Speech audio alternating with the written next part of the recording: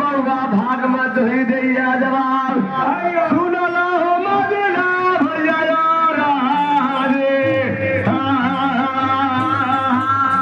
अरे बड़ो भैया